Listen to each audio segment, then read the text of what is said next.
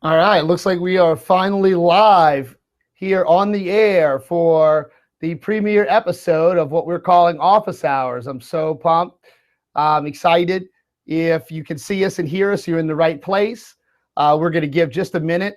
We've got a few people that are trickling in, people that we want to make sure that they can find it, and all those wonderful things. So just hang tight, and we're going to make sure that everybody gets in here before we start the show. But if you found us, we're really excited that you're here. And in just a minute, we're going to go ahead and get started because it is 6:30. And if you know anything about me, I like to start things on time. That's how you stay on time and get where you need to go.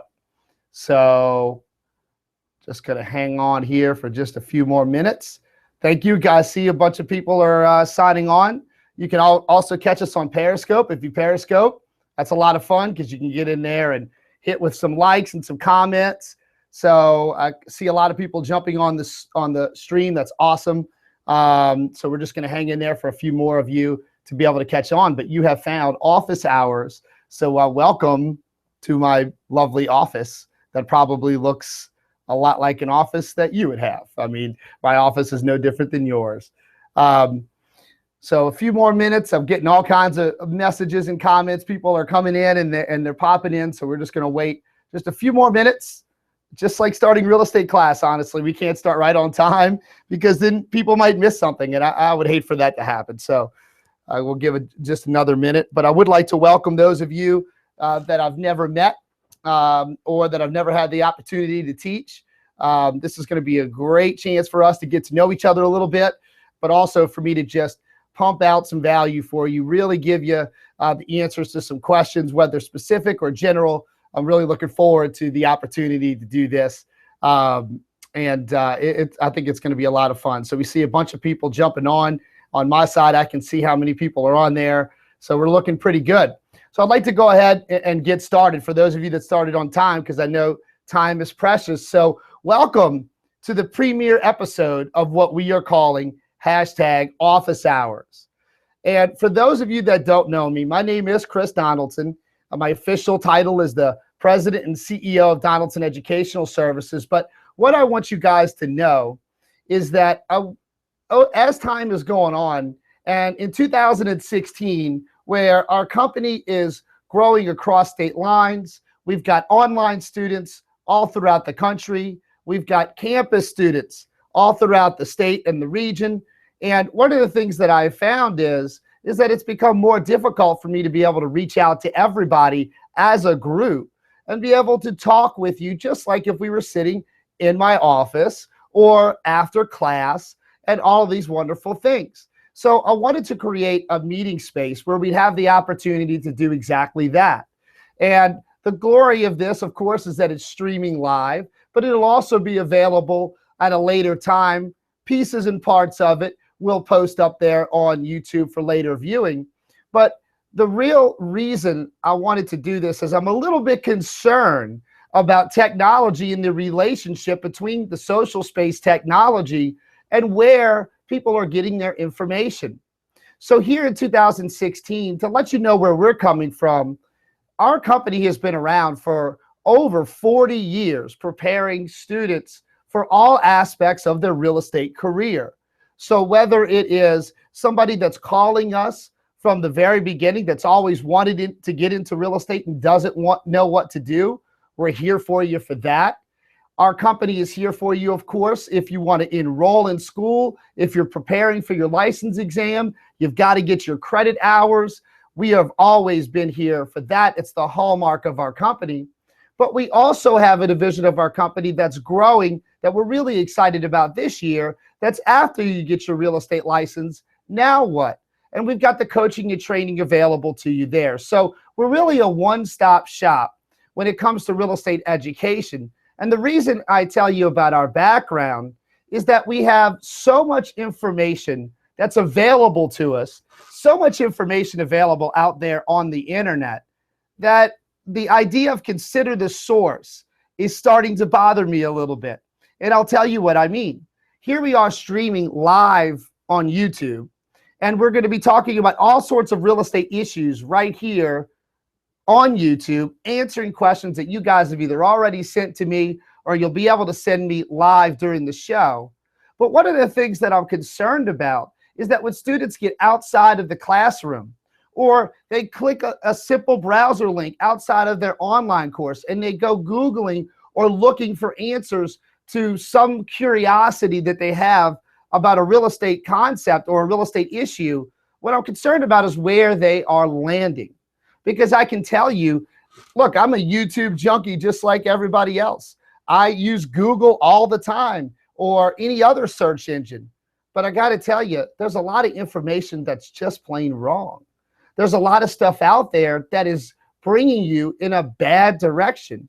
And it's gotten to the point where it concerns me to where I want to try to create a good, solid space of information for our students, for those that want to get into the real estate business, and also for those that are getting out of school, have gotten their real estate license. Now what can I do? So office hours is really going to take on the personality of if me and you were sitting down right here in my office and we were talking at any stage in your real estate career and good, solid advice and things that I'd be able to offer to you. So welcome to Office Hours. This is the premiere episode, but I can't wait for future episodes because we already have all sorts of things planned for you, from special guests to topic areas, you name it. So the first thing I'd like to address, and the first topic at hand, because it's something that obviously I'm really passionate about, and something that I've done a lot of over the years, is preparing real estate students for the real estate exam.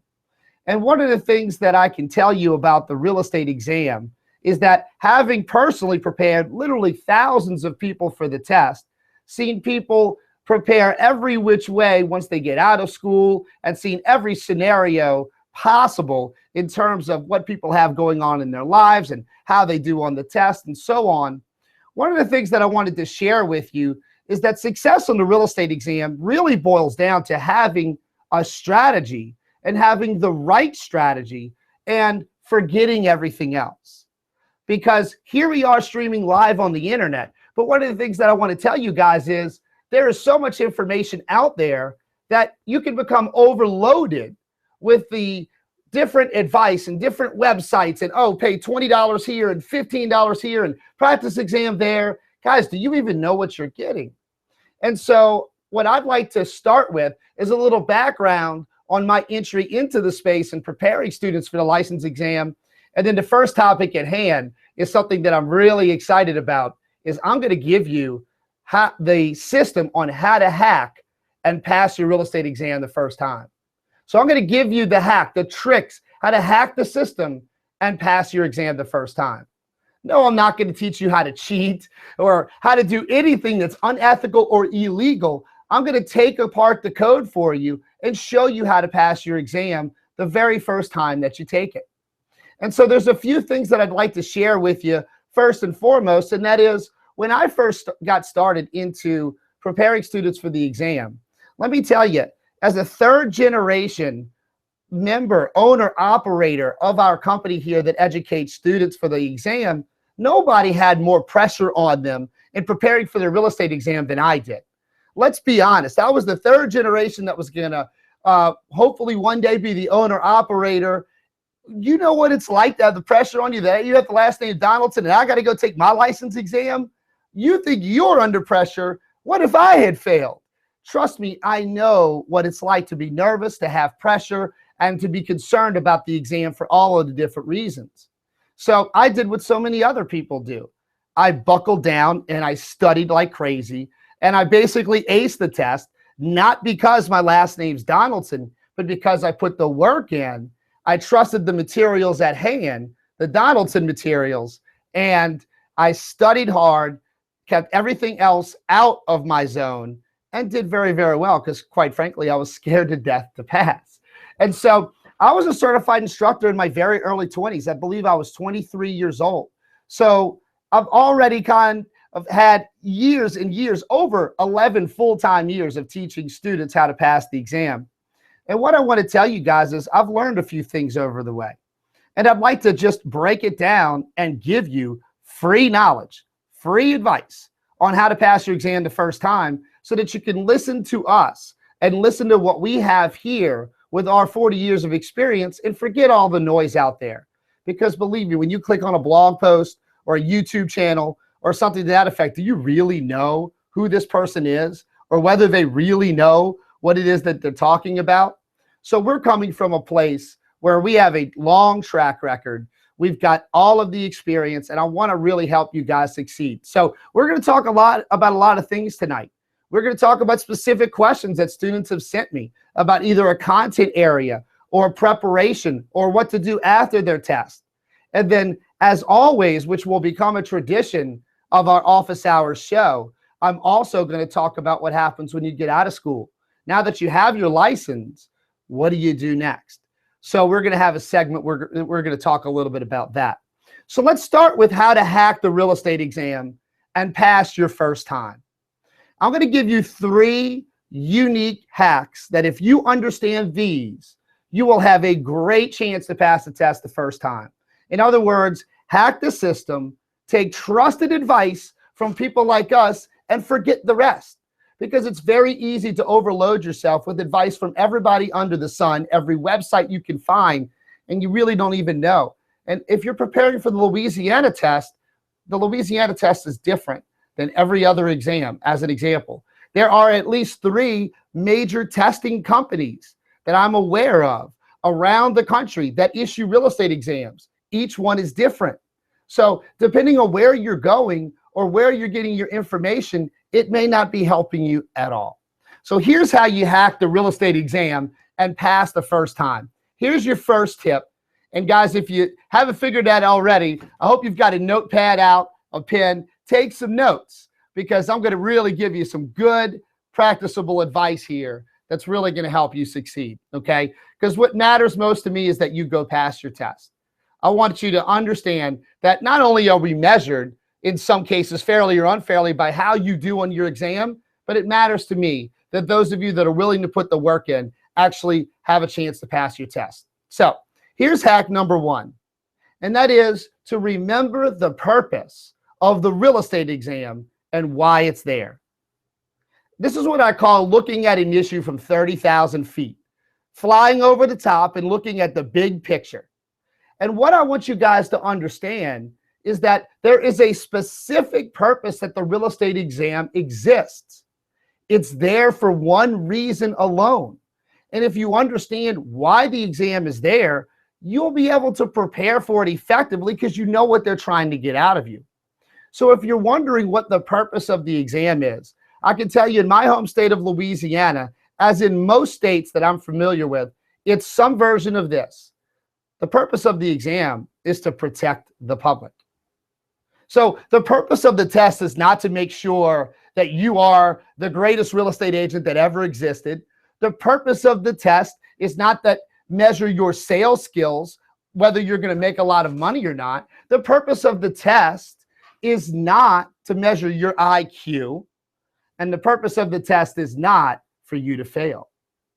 Because something I want you to understand about these testing organizations is that they are contracted by the state regulators. So for instance, here in Louisiana, the Louisiana Real Estate Commission has a contract with what's called PSI Exams, which is a company incorporated, PSI Exams Incorporated. And for PSI to keep their contract with the state of Louisiana, if everybody was failing the test so that PSI could just make money, they would lose their contract pretty quick. Because don't forget who the Real Estate Commission is made up of. It's 11 real estate brokers, many of them who have real estate agents they're recruiting and managing too. So if the test was so hard that nobody could get into the industry, the test would be changed. So I want you guys to understand the purpose of the test is not for you to fail. It's not measuring your IQ. It's not measuring your success in real estate. What it's measuring is, or what it's protecting is the public from people receiving a real estate license that have no basic understanding of the business itself. So if you want to pass the test, looking at it from 30,000 feet and understanding the big picture of the real estate exam, if it's to protect the public, what's going to be on the test? Laws, rules and regulations, consumer protection laws, things like fair housing and rules and regulations specific to the real estate industry. And then last, and probably most important, what is the ultimate fiduciary responsibility of a real estate agent? In other words, if you get your license, what does this mean? And how are you going to protect members of the public, as well as understanding micro, how to protect your clients, how to not defraud people, what the rules and laws are. So the reason I bring that up is a lot of times students tend to get locked up on some of the really complicated areas that are in the real estate course. Things like, I don't know, legal descriptions, math, right? But that's not really the purpose of the test. Yes, those are practical skills, and yes, those are a part of the test. But don't forget the ultimate purpose of the test. So the majority of the test is rules and regulations, consumer protection laws, and knowing the ins and outs of your fiduciary responsibilities as a real estate agent. If you understand those basic things, you have a great chance to pass the test, because you're hacking into what's the purpose of the test, why is it here? That's what you're going to prepare for. Knowing the why gives you the reason to act forward. So if I know why the test is there, what it's there for, I have a great chance to pass the first time. Here's hack number 2. Hack number 2 to pass your exam the first time is to understand and to study your exam based on the published test outline. It's very important that you understand that, for instance, in Louisiana, I'm going to get up here because I'm going to show something on the screen that you can really learn from.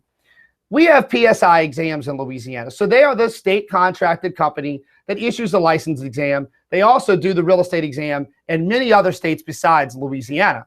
So if you're watching this from outside of Louisiana and you have PSI, your national exam is basically the same as ours.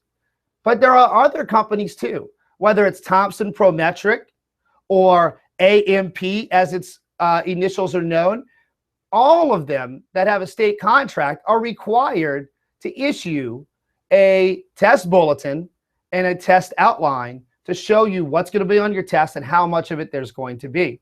So let me show you how important this is and why we start off all of our real estate classes with this information, why we include it in all of our online courses so that you can see how it works.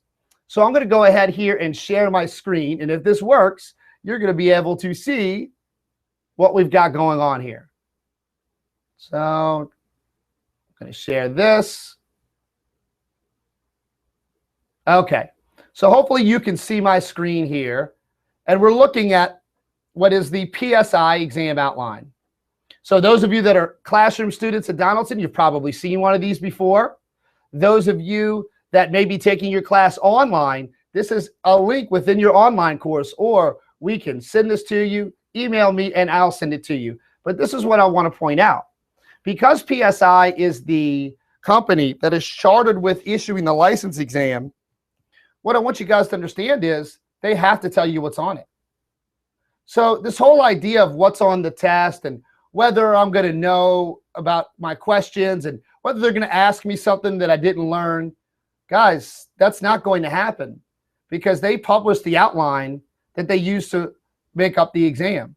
So let's focus on the national test for a moment, just to have a point of reference. If the national portion of the test is going to be 80 questions, and you've got basically an hour and 45 minutes to do it, well then you know not only what's on the test, but exactly how many questions. So let's take a look. Property ownership, 7 items. Guys, I want you to understand the importance. That means it's not like a suggestion or maybe. You are going to have exactly 7 questions on your test from this section of material. So 1, 2, 3, 4. Basically, if you're a Donaldson student, chapter 1 in our book. And the reason I want to show you this is that you want to study smart. You want to study the most what you're going to be asked the most about. I want to say that again. You want to study the most what you're going to be asked the most about. This is how you hack an exam to use whatever study time you have efficiently. So let me take a look. I'm going to use a great example here because it's the common example that brings the most anxiety: math. They call it real estate calculations. Well, if you've got 80 questions on the national, look how many math questions you have. 6. Now, yes, I'm not saying they're not important, but this is an area where students tend to spend a lot of their study time, particularly if you're nervous about math or it's something that doesn't come natural to you. But I want to scroll to the section right above. Now, this is PSI's formatting, so it's not exactly the way I would want it, but look at the section directly before that, which is called the practice of real estate. You're going to have twice as many questions, 12 items if you're taking the sales exam, from practice of real estate as opposed to math, where you're going to have 6. So in my world, hacking the exam, making sure I pass the first time, I'm studying practice of real estate way more than I'm studying real estate calculations, because it's literally twice as important. And look what's in that section: fair housing laws, things like ethics, antitrust laws, handling other people's money correctly. Remember we talked earlier, consumer protection and fiduciary responsibilities. Look what else is a big part of your test. Principles of agency, 10 questions. Real estate contracts, 11 questions. Get the drill? That's the stuff that's most important. If you want to pass your exam, you need to divide up your study time according to what you're going to be asked. So, for instance, you should not ignore any area, right? Like specialty areas is a small area. It's only 2 questions, but that's still 2 items. And again, math is important, but it's 6 questions out of 80, where practice of real estate is 12, agency is 10, contracts is 11, property condition disclosures, basically disclosures, another agency concept. Guys, that's the majority of your test. So if you look at the PSI outline, or if you're taking the exam in another state, Thompson Prometric, AMP, or whoever administers the test is going to give you an outline like this. And so, number one, you know what's going to be asked, because they can't ask you a question that's not on their outline. And then number 2, you know exactly how many questions you're going to be asked. How many am I going to get out of financing? How much out of valuation, etc. That's a really important hack, because that helps you understand you've got limited time to study. We're all busy people. You've got a job, you've got kids, you've got other responsibilities. The only person's life who really revolves around real estate school here is me. So I want you guys to understand that you need to study smart and hack the outline and understand that you need to know the most, what you're going to be asked the most about. All right. So hack number 3 is also very important and kind of relates to what I said earlier. Hack number 3 is this: do not overload yourself with information sources. I'm really passionate about this one. Guys, look, you can see over here my bookshelf. I don't necessarily need you to try to zoom in and see all the books on there. A lot of them are books I've read, but what's on there is basically every textbook on real estate there is. And so if you really want one of these books, in addition to what we publish at Donaldson, just ask. I'll let you borrow it. And the reason is because if you overload yourself with too much information, it becomes harder to study for your exam, not easier. I'll give you a great example. So you start studying in your online course, and you listen to the audio presentations, you read the lessons, you take the quizzes, and you're just not quite sure on this concept, and you go, well, you know, maybe Donaldson just didn't explain it enough. I'm going to go to XYZ site. And then you go to Google and you start searching for real estate exam prep materials or whatever. Guys, I'm going to tell you, there's a lot of scams out there. And I'm telling you this sincerely, because I have students that contact me all the time that spent X amount of dollars and it's just garbage. In fact, there's another regulator in another industry that's actually got a task force that's trying to shut these types of sites down. I know if you're watching this broadcast, you've probably been on one. I had somebody email me earlier that had mentioned a site that I'm not familiar with. And I'm not saying they're all bad, but what I am saying is if you're in a school like ours and you've got your real estate textbook, which is approximately 500 pages, and you've got your online course and all of the material, 90 hours worth of stuff there, and then the review courses, all of the other materials we have to offer to help you study. At some point, you've got enough info. You just need to study what you have. And so if you overload yourself with sources of information, it can become confusing. I also want you to always remember, consider the source.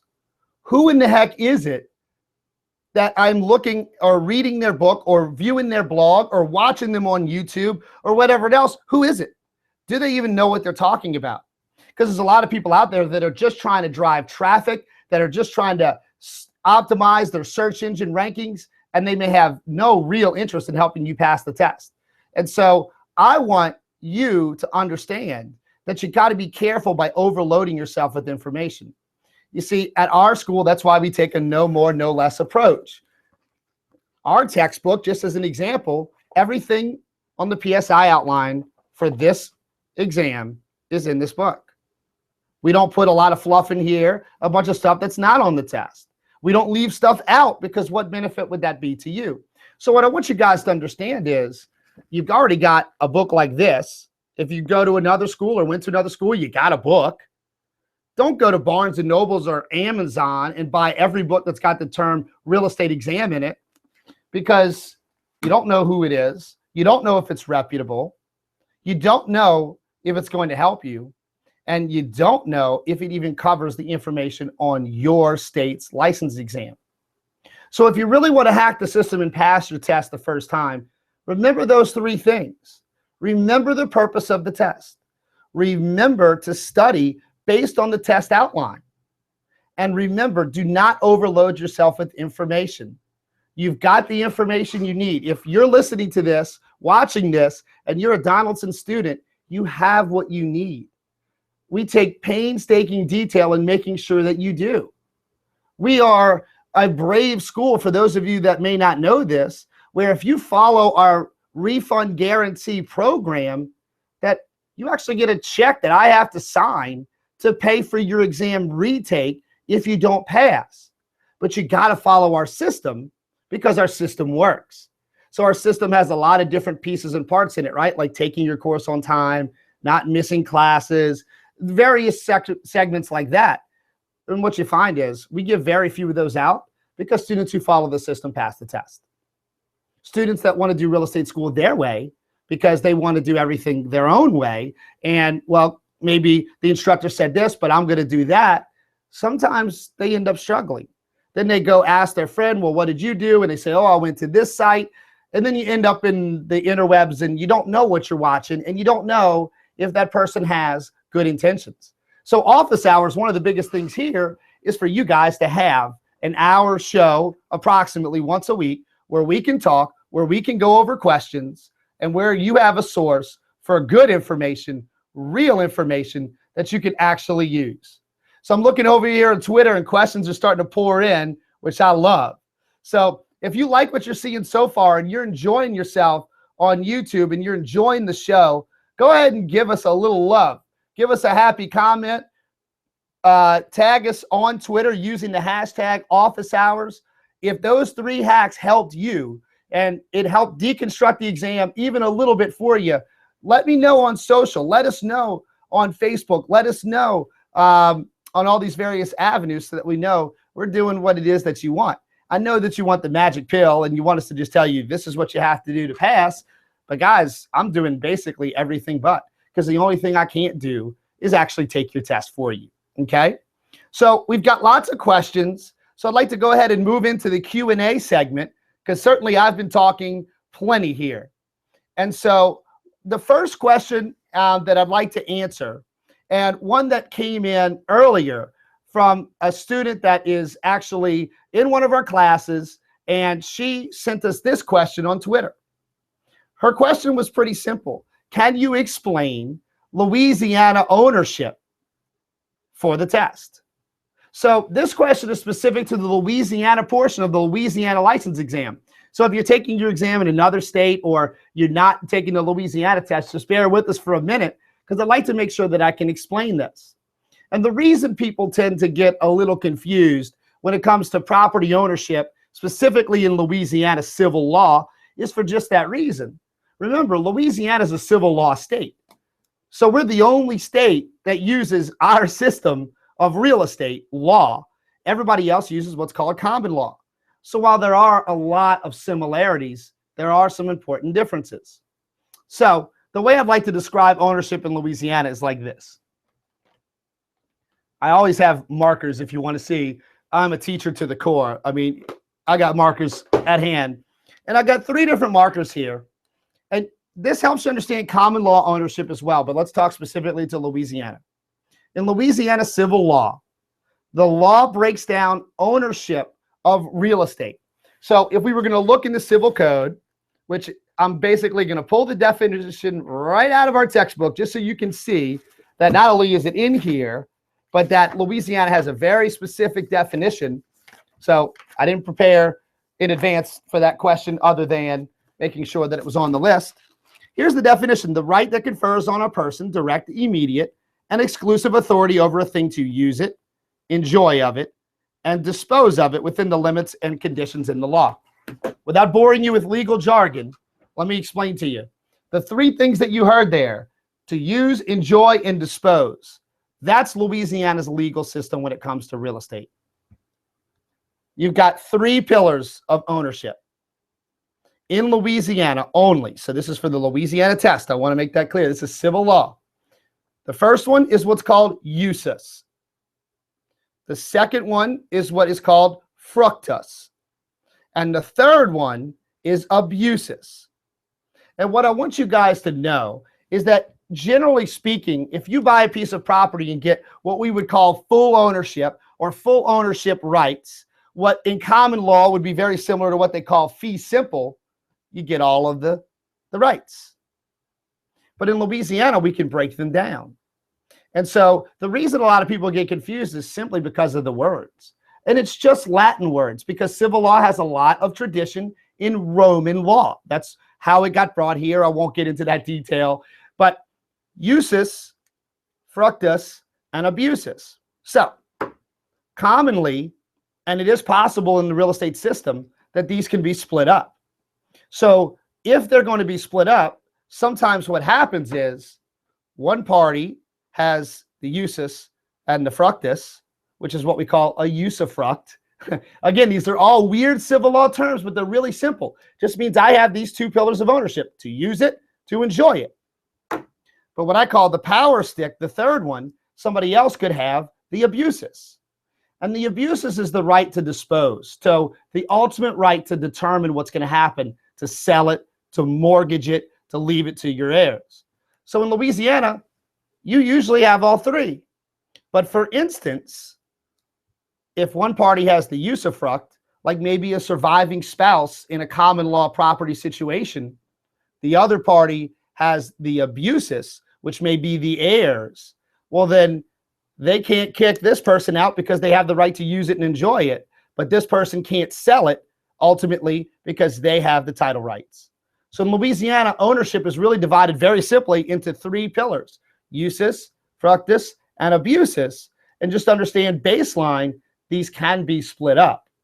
But more often than not, when you buy a piece of property, you get all 3. And therefore, you can use your house, you can rent out your house or enjoy it, like farm the land, plant flowers, if you will. And then you have the right to sell it later, which is abusus. So usus, fructus, and abusus. That's Louisiana's ownership system in terms of civil law. And hopefully you'll find that to be an easy explanation and an easy way to understand how it works. Okay? So we've got a few more questions here, and they're rolling in. So let me help you guys understand a couple of things. Thank you to Gina. Thank you so much. The 3 hacks. I hope that helps. I've got some liking on the tweets and things here, so please keep it rolling in. Give us social love. I respond really well to social flattery. I'm just going to tell you, everybody loves it, but definitely me. All right. So another question that came in earlier before the show, somebody asked about the different types of listings. And this is really good information for a consumer, but it's definitely good information for you, whether you already have your real estate license or if you're in school preparing for your test. You see, in Louisiana, as in all states, there are different types of listing contracts which may be available to a real estate agent. The two main types that you want to become familiar with for the test are exclusive right to sell and exclusive agency. And here's the deal. I'm going to write it on my notepad and I'm going to hold it up to the camera. I'm going to do this old school because I want you to see in my handwriting how to learn the difference between the two listings. Procuring cause. If you understand procuring cause, you can understand the difference in the types of listings.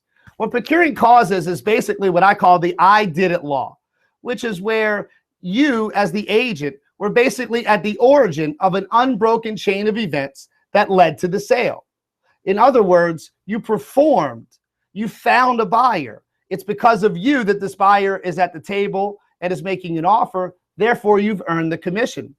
So in real estate, we have the exclusive right to sell and the exclusive agency listing. In the exclusive right to sell, it means only one agent has the listing. And let's say it's a 6-month listing period. You do not have to prove procuring cause to get paid. So guys, what that means is if I have an exclusive right to sell listing, what I want you to understand is if it sells within my 6-month contract, as an example, I've earned my commission as an agent. So it gives me the most commission protection. I'm the only agent for that period of time. So an exclusive right to sell is the best type of listing if you're interested in protecting yourself as a professional. An exclusive agency listing is also exclusive, but it's got one key difference. And that is an exclusive agency, you must prove procuring cause to earn your commission. So what that means, guys, is that let's just use the term deadbeat agent, okay? And I'm going to use the term deadbeat agent because you put the sign for sale in the yard, you get your listing agreement signed, you are officially the agent for 6 months, and then you go on vacation never to return. Literally, you're a true deadbeat. You didn't even host an open house. You've done nothing to market this property. You're just gone. And so the seller doesn't know what to do. They market the property. They host their own open house. They find a buyer that puts their house under contract. So in other words, the seller did it without your help. In that type of case, if you have an exclusive agency listing, which requires procuring cause, you would not earn commission, even though the house sold and it's your listing. You see? It's really a consumer protection clause. It's really an out clause in case an agent doesn't do their job, or if the seller sells to a personal friend and doesn't feel they should have to pay you commission for that, they would have the right to find their own buyer and not pay you commission. So what you want to learn for the test is exclusive right to sell. You do not have to prove procuring cause. Exclusive agency, you do have to prove procuring cause. So which one would you rather use? Of course, exclusive right to sell, but there's a kicker. Some states may not let you use that, so you won't have a choice, okay? So it's important for you guys to understand that.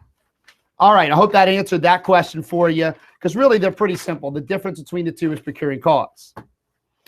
Another question that's come in by email during the course of the show is how should I prepare for the broker's exam? And guys, if you're preparing for a broker's exam, the hacks and the purpose of the test, it's all largely the same. There's just one key difference, and I'm going to go back to screen share for any brokers out there, and I want to make sure that I answer this question for those preparing for the broker's test so that you'll understand.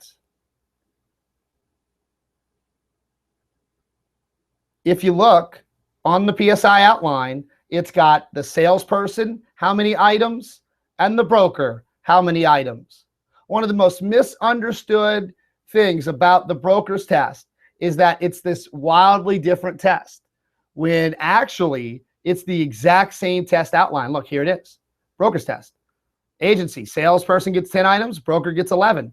So the big difference for the broker is to just keep an eye on the items and to make sure that you understand and you study the most what you're going to be asked the most about. Since brokers have slightly different responsibilities, as you'll notice, in some cases they're less items than the salesperson or more items than the salesperson, but essentially the outline is exactly the same. So preparing for the broker's exam is the same as preparing for the sales exam. You just need to make sure you get a slightly higher score. For a broker, you got to get 60 right out of 80 instead of 56 for the salesperson. But in all other aspects, it's the same. In fact, one thing I'll tell you, here's a hack, but it's just the truth. If you're a broker and you're taking course 202 and 203, that stuff is only real estate school. It's not on the test. That basically it's a review of the 90 hours. That's what's on the test. Like broker responsibilities 203 is actually not on the test. I mean, look, here's your outline. It's not on the test. It might be on some other exams with some other testing companies, but it's not on our test. So to prepare for the broker's exam, exactly the same. That's a great question, and I'm glad that you asked that. Okay, so a few more questions. They keep rolling in, guys. If you want to ask a question, I want to make sure that you guys understand there's really a couple of different ways to do it. If you want to ask a question and you're enjoying the show, you can go on to Twitter and find me at Chris Talks Daily. So my name, Chris, C-H-R-I-S, Talks Daily. And if you use the hashtag office hours, I will find it and I will answer your question, okay? You can email me. My email address is chris@donaldsoneducation.com. So if you got a question that's come up right now and you can't figure out any other way to send it to me that way. That'll be fine with me. And then finally, what I want you guys to know is that anywhere on Facebook, on our business page for Donaldson Educational Services, if you post your question, we will answer it as well. So on our Facebook page, facebook.com/Donaldson Education, if you post your question, we'll answer it there. So hopefully you found some helpful things so far, because I really want you guys to know that there is a face and a name to what we do here. Because what I talked about earlier was we've got so many students and so many people that come through our doors and they never get an opportunity, or really, I never get the opportunity to meet you. I'm just the name on the certificate, I'm the last name on the receipt, and we never get the opportunity to communicate. So I want you guys to see that I'm a real person and that I care about your success on the license exam and beyond. That really matters to me. So keep your questions rolling in, because we've got time and I want to make sure that I provide as much value to you as I possibly can. We did have a question roll in about our online course. So if you're an online student out there, this is a chance for you to pay attention real quick, because I want to show you something about our online platform. I'm going to share our screen yet again. I'm really having a lot of fun with technology over here. Let's see. I apologize. I usually have a pretty good radio voice, but if I'm starting to lose my voice, I taught a 5-hour class earlier, and here we are in the evening. So I'm just powering through for you folks. So if my voice is getting a little raspy, it's just I've been talking all day long.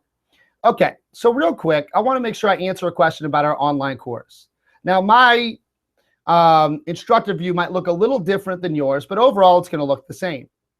And what I want you guys to understand is the value that's provided in your course is not by accident, and everything is done on purpose. So within your course, you've got a few things. First and foremost, you've got what are called lessons. And these lessons are all the content, all the material, everything that you need to know about property ownership. So all that stuff we just talked about on the PSI outline, here's your digital textbook with some other stuff tossed in there, practice questions, etc. But then where you see the Donaldson icon, these are audio, PowerPoint, visual presentations, a lot of them narrated by myself, which is basically if you were sitting in class learning property ownership from me, this is how the lecture would go. So for those of you that may not be familiar, if you go into one of these, it ultimately is going to stream a presentation from the beginning. Here we go. So that should hopefully look familiar. So these are the sections that have audio. If you're hearing it through my speakers, that's a good reason for that. And it's interactive. We put exercises in there. It's available Flash and HTML5. So basically any device should be able to view that. We do caution that mobile phones sometimes have a little bit of trouble. You can view it on your mobile phone, but I will just tell you that learning management systems are not designed for cell phones. They are designed for laptops, tablets, and desktops, although you can watch these things on cell phones because I've done it myself. So as you transition through the course, for instance, if you read the first lesson, then you watch the 2 presentations, you take the quiz. If you get a 70% or above, you move on. And what I want you guys to understand is you can watch these presentations as often as you want, as long as your account is active. You can take the quizzes as much as you want. And I want you guys to know that our course, we keep it as up to date and current. Literally, this is the most current Real Estate 101 course on earth. And the reason is because I keep a very close eye on these guys. And anytime, well, I was going to say these guys, PSI, but I can't get them to come up now. But PSI, and what I want you guys to understand is if they make a change to their outline, they make a change to the test, we make the change. I want you all to understand, I'm actually going to stop because I want you to see me. I want you to understand you have what you need. You have everything that you need and more. Our goal is for you to pass this test the first time. I love bragging to the world about how well you do when you take the license exam. When you pass the first time, I love that. And I love advertising that because you deserve the credit. But also, I know that if our course is not delivering, you're not going to do as well. So we always stay on top of things. To give you an idea of how top of things we are, PSI, I'm just looking at it. They issued a new exam outline January 9th of 2016. Well, guess what? Our 9th edition of our course, our book, and our materials came out at the same time because I knew that was coming. And I wanted to make sure that you guys had the most current information and that you could prepare for this test. So if they just tweak an area, put something on the test, take something off, we're right there. We're on top of it. So I want you guys to know that you have a dependable place to get your info and that you don't need to worry that you don't have what you need. Trust me, you have what you need. I don't want you to be overloaded by all of this other stuff. So hopefully that answers that question. And wow, guys, you guys are awesome. We got questions coming in like crazy. I love it. I'm over here looking at Twitter. I'm looking at our Facebook page. This is awesome. You guys are asking great questions. If you're enjoying the show, if you're enjoying the experience, if you're learning something, make sure that you let us know. Let me know on Twitter. Let me know on Facebook that you're getting something out of this, because we want to make sure that if we're going to be doing a free show for our students approximately once a week, that you're getting something out of it. That's important to me. All right. So something else that's really important that comes in is that, and gets asked a lot, is agency in general. And I told you guys earlier that a big part of the test is agency. If you have a real estate license, you're preparing to have a real estate license, or if you're one of the folks watching that just got your real estate license, I want you to know that agency is your business, and understanding what it means, what you're required to do, and so forth is basically the entire test. It's the idea of your fiduciary responsibility. If you understand what it means to be a fiduciary, any question I throw at you as far as a real estate exam is concerned, you can get right. All right, somebody's trying to call me on Periscope. Can't do that. All right, so what I want y'all to understand is agency is very simple. The fiduciary responsibility comes from the Latin root of fidelis, which is faith, trust, and confidence. And so to be a fiduciary means, as a real estate agent, that you are looking out for your client's best interest, that you're looking out for the other guy above your own personal self-interest. So when you're taking the exam, really, I can teach you agency and give you an exam hack. I want you to consider this the entire time. Write this down. Is the answer to the question in the best interest of my client?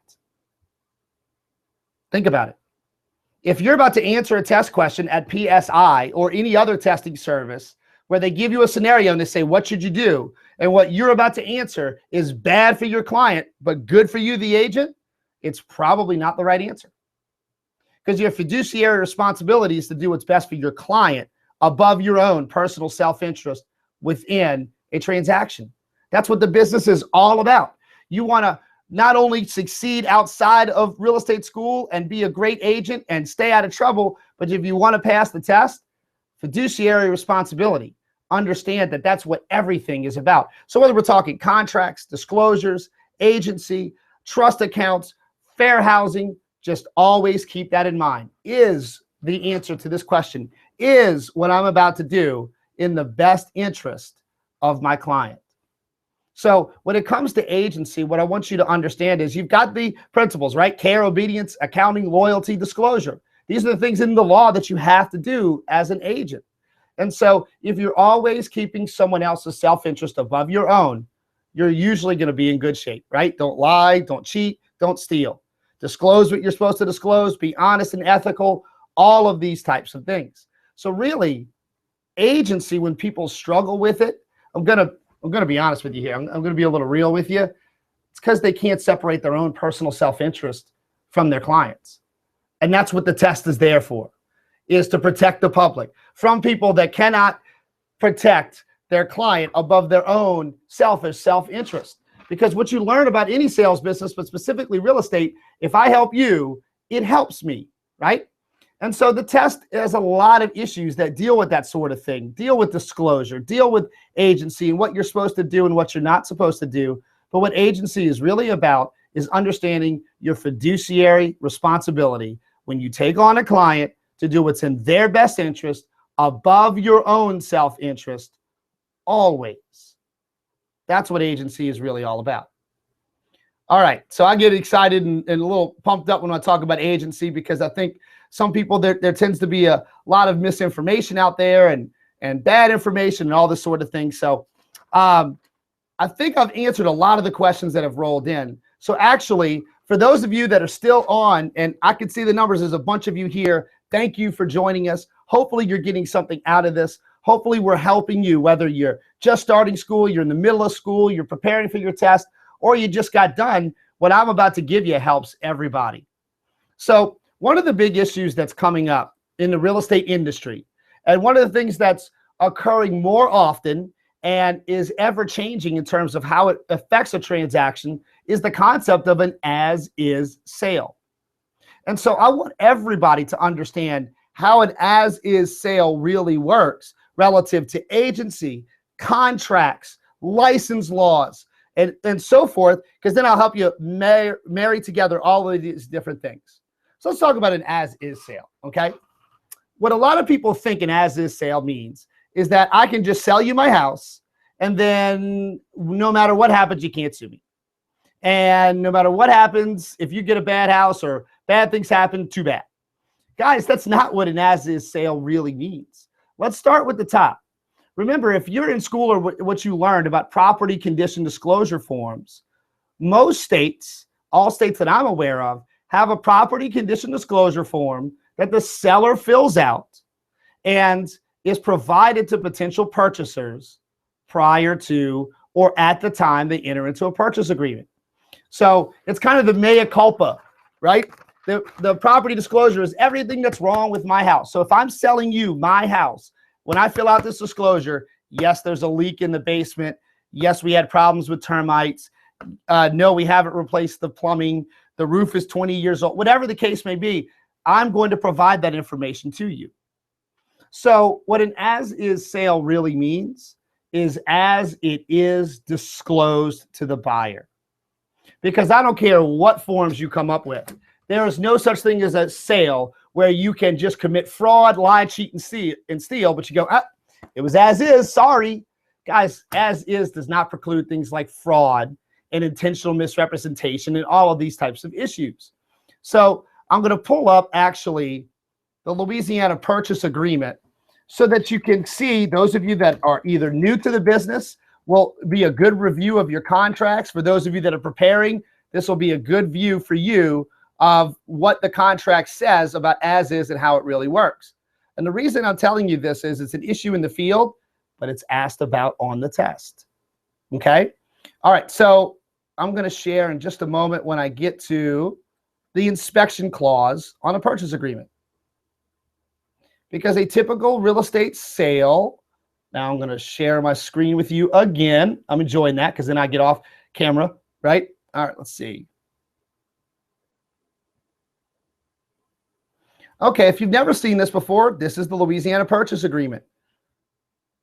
And of particular note is right here where we are, the inspection and due diligence period. Most modern real estate contracts, and one of the big services that we provide to our clients is to give them a period of time. So if I put 10 calendar days here, okay? So if I was filling this contract out, this is not the software I'd use, but 10 calendar days. That means if this offer is accepted, the buyer has 10 days to inspect the property, which a lot of times means at minimum, they're going to hire a home inspector and get a home inspection report. And so what I want you guys to understand is, if it's an as-is sale, it means number one, the seller has given me that property disclosure. Number two, most likely we'll have an inspection clause. This is one of the great reasons you would use a real estate agent. And then number three, if there's something wrong that comes up in the inspection, even if it's an as-is sale, I want you guys to understand, look what it says here. And this is Louisiana's language, but all states have something similar. This buyer can elect in writing to terminate the agreement and declare it null and void. So understand that even if it's an as-is sale and the seller's like, I told you it was as-is and I used my disclosure, that's the reason we have contracts, because we've created a condition whereby we are acknowledging the buyer has an inspection period and they have the right to get out of the contract if they're not happy with the report from the inspector or any other inspection that happens.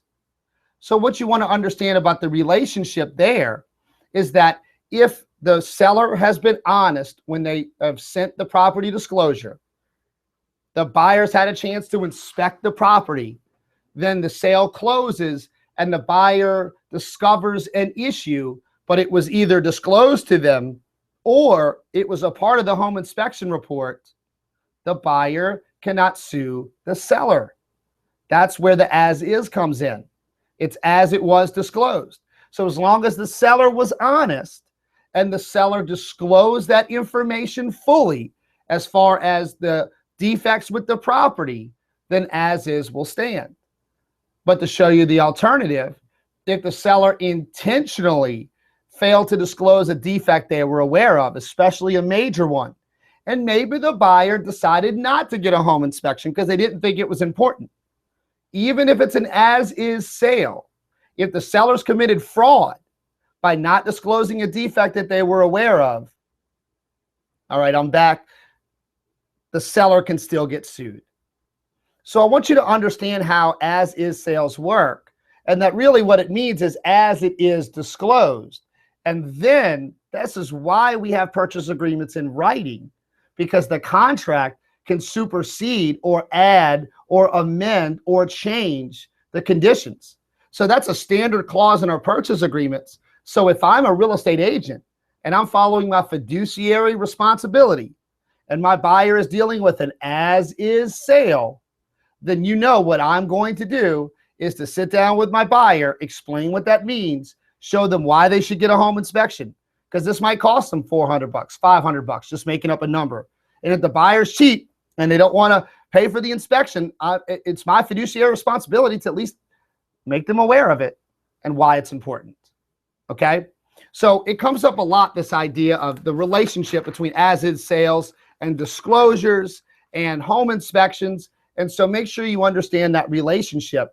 And it's one of the major reasons that we use contracts in the real estate business, is because we want to make sure that we can amend or we can have the right information available there if it's necessary. Okay? All right, so the last portion of the program is sort of going to be a rapid fire of questions that don't pertain to the real estate exam, that don't pertain specifically to real estate school or preparing for the test. Now I want to talk about life after real estate school. And so for those of you that have your license, you've been waiting for this part of the show, those of you that are preparing to have your license, pay attention to this piece, because this is good actionable advice for once you do have your license. And a question came in. Thank you so much, Cindy, for asking that question. It's a good one.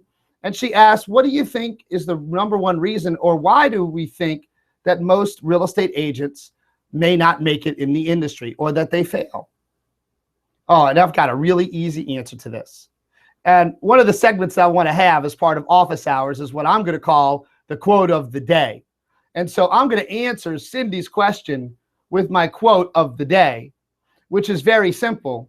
And it is, effort always wins. And so what I mean by that, and what's important to take from that, is that, guys, no matter what, if you work hard and you have a plan and you actively work your business plan, you're going to succeed in real estate. The reason people don't succeed is either they don't try. Guys, you'd be amazed. I'm telling you, I have been training or a part of the real estate industry since 2001. Okay. So like I'm an old 33. I'm an old soul. Okay. And one of the things I will tell you is that most people that don't make it, if you hear about these people that get their license and never do anything, because they didn't try. What they did was they worked so hard in real estate school. They busted their tails studying, and real estate school became the hardest thing they've ever done. And they get a lot of credit for making it through and passing their test, that they're like, man, I made it through real estate school. I'm done having to learn. And all right, let's just get the listings and let's just get the business rolling on in. Guys, that's not how it works. When you get your license, your phone's just not going to start ringing off the hook, whether you're on the air or not. When people are calling me over here, what I want you guys to understand, it's not just going to start ringing. You have to actively have a plan, and you have to work that plan and not give up. Because at the end of the day, guys, real estate is sales. And if you've never worked in sales before, you got to get used to not nailing down every client, people ignoring you, sending people marketing materials and they don't respond. And more importantly than that, get used to the idea of people saying no. In sales, you get told no. If I get told no 3 times, but I get told yes once, and it's a big sale where I'm going to net $10,000 in commission, I don't care about the no's. I'm focused on the yes. How'd I get that yes? I'm going to do more of that. And so if you want to succeed when you get out of real estate school, when you have your license, treat yourself like a business. You're an independent contractor after all. Isn't that why a lot of you come to get your license? Isn't that why you want to get into real estate? Is you want to be an independent contractor. In other words, I want to work for myself. And so what I want you guys to understand is that is great and it's fun. There's nothing like working for yourself. But that also means there's nobody there to make you work. There's nobody there necessarily to tell you exactly what you need to do. Well, what do I need to do to make my phone ring? How am I going to do it? When am I going to do it?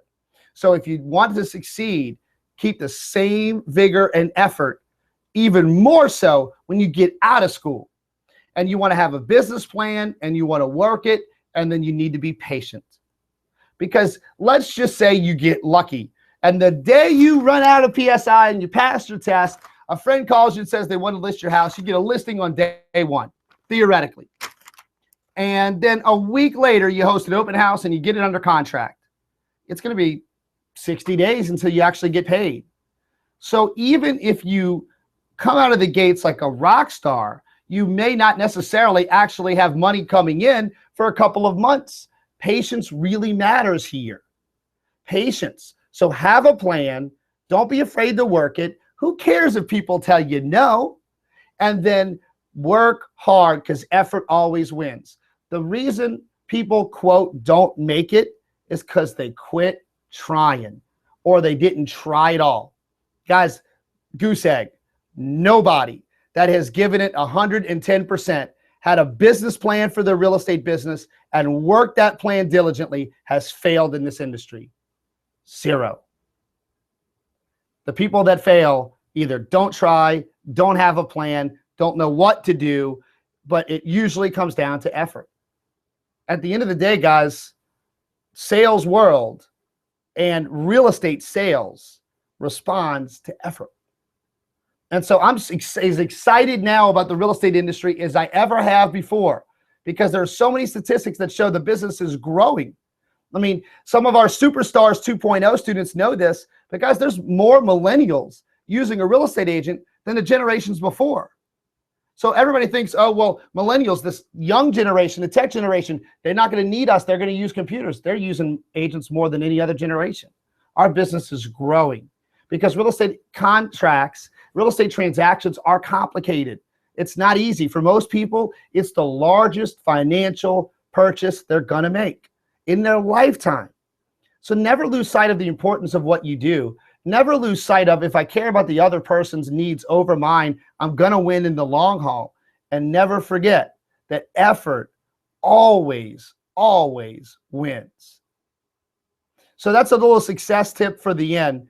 Guys, I really appreciate, I want to keep it to about an hour because I don't want to wear you out. You can see I'm a talker. We could do this all night long. But I plan to do this once a week and to continue to bring you value, to have questions and answers. We're going to do some of them live on the air where people can actually come in. We've got guests planned. This is just the beginning of something that we can't wait to grow. So if you want to keep in contact with me after the show, whether you're a student that has questions or you're out there in the cyberspace world and you just want to keep tabs, let me go ahead and show you how you can keep in touch with me. Because look, my goal here is for this to always stay free. I want to give you all of the value and information I possibly can. This is available to anyone on the internet, whether you're a Donaldson student or not. So if you want to keep in contact after the show, here's my contact information, okay? You can stay connected a lot of different ways. I love Twitter, as you can tell. My Twitter handle is Chris Talks Daily. If you're into Snapchat, I love Snapchat. My Snapchat name is Chris Talks. On Instagram, you can find me at Chris Talks Daily. Of course, you're here on my YouTube channel, so please subscribe to my YouTube channel. You'll get alerts anytime I put out any test hints, test hacks, principal information, you name it. You'll be aware of it first. You can find me on Facebook. And then if you want my personal space, a website that's separate from all of the school stuff where I give you this real content, go to www.christalks.com. And then those of you that may not be Donaldson students yet, thank you so much for listening. I hope that we were able to provide a ton of value. And if you want to find out more about our parent organization and all of the programs and the ways that we can help you succeed, go to the main address, which is donaldsoneducation.com. So thank you so much, guys, for joining me. Let me get myself back on the screen here. For the first episode of Office Hours, it's been so much fun communicating with you guys leading up to the class, and keep your questions rolling in after class. If you're a student or anyone out there that's preparing for your real estate exam, this is what we do. This is what I love to do, is to see people reach their potential. People ask me all the time. They say, Chris, what is it that drives you? What do you do? What wakes you up in the morning? I tell them the same answer every time. It's real simple. I wake up every day scared to death that I'm not going to reach my full potential. So every day, everything that I do is geared towards reaching my full potential, whatever that is. And you can do that too. Let me help you, and let our company, with your real estate goals or any other career goals that you have, let us be the guide to get you to where you want to go. Thank you for joining us, and I can't wait to see you next week for the next edition of Pound Office Hours.